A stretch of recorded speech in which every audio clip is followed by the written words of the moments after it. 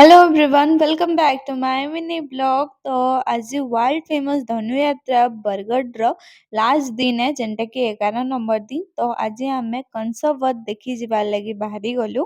मीना बजार बजरी किछि नाइ जीवार, ओनली माने रंगमहल जाइकरी देखबार अछि। और भिड़ देखुन, मीना बजार रास्ता रे बहुत भिड़ थिले। आउ देन तापरे आमे फूड कोर्ट पळालु। फूड कोर्ट रे भिड़ मुई एते केबे ना देखी तेई ताली आज फर्स्ट देखली। बेले ऑब्वियसली धनुयात्रा टाइम रे तो बहुत भिड़ हेबे। देन आमे चाट खाइदेलु। देन तापरे गोपुर रु कृष्ण भगवान आस्तिले तो तांकर भी दर्शन हो गला। देन तापरे आमे रंगमहल बोलालु। ओ माय गॉड, जेते भिड़ थिले काना आउ कहमे अपन मान के बहुत बहुत भिड़। आउ अपन मानकर भितर भी किए आस्तिले बेले कमेंट रे कहबे।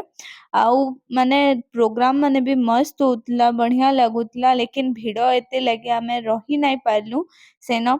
तो आमे पले आसलु घर के। घरे लाइव देखले पछे भल अच्छे बोली भाबलु।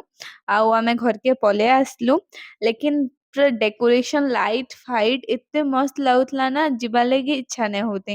लेकिन का करमा, जीवा लगी पड़ला फिर। आउ इना ना से माने रावण पोड़ी जनता करसन ना, सेंता कंसर करा हितला। तो कृष्ण भगवान सेटा के भी वध करबे। देन तापरे आमे इटा कंस महाराज के प्रोजेक्टर नु टिके देखिदेलु। देन तापरे आमे जातीय स्तरीय हस्ततंत्र मेला निके पले आसलु। इनो भी बहुत भिड़ थिले। एबे देखमा जाओ कंसवत केनता करी हला जे। यदा यदा हि धर्मस्य ग्लानिर्भवति भारत